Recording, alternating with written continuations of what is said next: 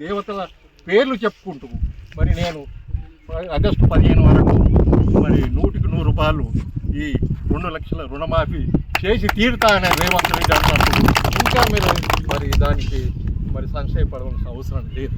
ఇప్పుడు చెప్పేది ఏంటంటే ఇండ్లు వస్తాయి, ఇందిరమ్మ ఇండ్లు. ఇదివరకు మనకు గత ప్రభుత్వం డబుల్ బెడ్రూమ్లు అన్నది ఒక దళిత బంధు మీ దగ్గరికి మాత్రం ఒక 21 మందికి వచ్చింది, కానీ అది ఎక్కడే కూడా రాలేదు. సరే, దళిత బంధు కాకుండా కూడా అంతకన్నా ముందు కాంగ్రెస్ ప్రభుత్వం ఉన్నప్పుడు SC plan and sub plan అని పెట్టి ప్రతి సంవత్సరానికి 30,000 కోట్ల రూపాయలు ఇచ్చేది. అప్పుడు అన్ని సబ్సిడీల మీద మనకు అన్ని ప్రతిదీ వచ్చేది. ఇప్పుడు మాత్రం ఆ పథకాలే లేవు.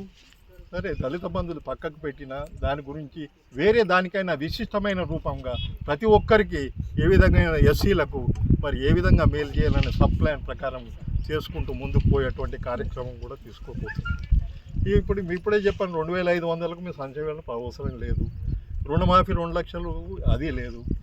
మీరు ఆగస్టు 15 వరకు అయిపోతుంది, మీకు అందరికి క్లియర్గా అయిపోతుంది. కొత్త రుణాలు కూడా తీసుకోవచ్చు. ఆ రుణాలకు కూడా మీరు వడ్డీ కట్టవలసిన అవసరం లేదు. ప్రతి సంవత్సరం రెన్యూ చేసుకుంటూ పోవాల్సిన అవసరం ఉంటుంది. ఇక అన్నిటికన్నా ముఖ్యం ఏదైతే ఉందో, ప్రతి గ్రామానికి 40-50 ఇండ్లు కూడా శాంక్షన్ చేస్తాము 5 లక్షల రూపాయల ప్రకారము.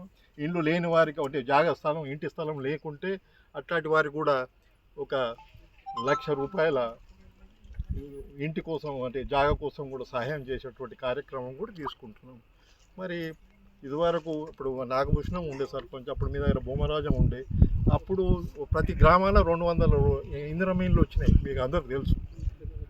అదే ప్రకారంగా ఇప్పుడు దాని అప్పటికి ఉన్నట్టు ప్రకారం అప్పుడు 60-70-80 వేల వరకు ఇచ్చినాం, కానీ ఇప్పుడు ఎస్టీలకి 1 లక్ష వరకు కూడా ఇచ్చినాము. ఇప్పుడు 5 లక్షల రూపాయలు ఇచ్చేటటువంటి కార్యక్రమం ఉంది. దానికోసం వాటి మాటలు కాదు, మొన్నటి మార్చిలో బడ్జెట్లో 22,000 కోట్ల రూపాయలు కూడా అక్కడ పక్కకు పెట్టుడు జరిగింది. అయితే గత ప్రభుత్వం ఏం చేసింది అంటే, మీరు ఒక్కసారి మేము తాళాలు తీసుకొని పోగానే అక్కడ రూపాయి లేదు, అప్పుల కుప్ప తప్ప 7 లక్షల అప్పు ఉంది. అదే ఉంది కానీ ఏమో చేద్దాం, అందుకోసమే కొద్దిగా సమయం, 1-2 నెలలు, 100 అన్నాం కాబట్టి 150 రోజులు కావచ్చు. ఈ కార్యక్రమం మొత్తం ఏదైతే 6 గ్యారంటీలలో ఉన్నటువంటి 13 విభాగాలను 13 విభాగాల్లో ఇంకోటి విద్యార్థుల కోసం ఏదైతే ఉందో, ఏదైతే 5 లక్షల కార్డు అనేది అది కూడా ఇస్తాం. మరి ఇప్పటికే ఇందిరమ్మ ఇళ్లతోనే కాకుండా చేయూతను 2,000 నుంచి 4,000 రూపాయలు కూడా మార్చుడే కాకుండా మరి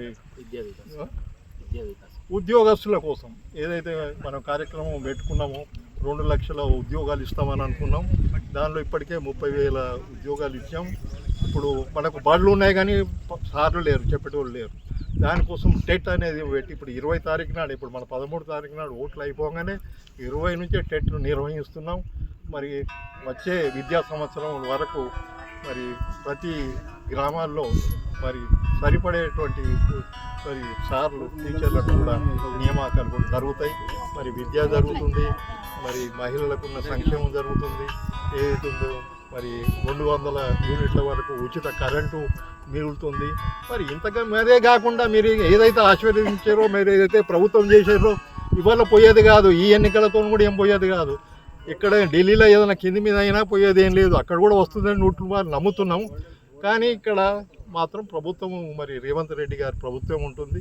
రేపు ఏ పనికైనా కానీ మరి మంత్రులు మనకు పొన్నం ప్రభాకర్ బీసీ బిడ్డ, మరి మొత్తం తెలిసిన వ్యక్తి. మీ మల్లుపల్లెను మరి ఇప్పుడు గ్రామ పంచాయతీగా చేసింది కూడా ఆయననే వ్యక్తి, మీకు తెలుసు. ఇప్పుడు ఆయన ఒక మంచి పొజిషన్లో ఉన్నాడు. రేపు మీ మల్లుపల్లెకి ప్రతి సంవత్సరం చూస్తున్నాం, వస్తుంది, బ్రిడ్జ్ కొట్టుకపోతుంది, కొట్టుకపోతున్నాయి.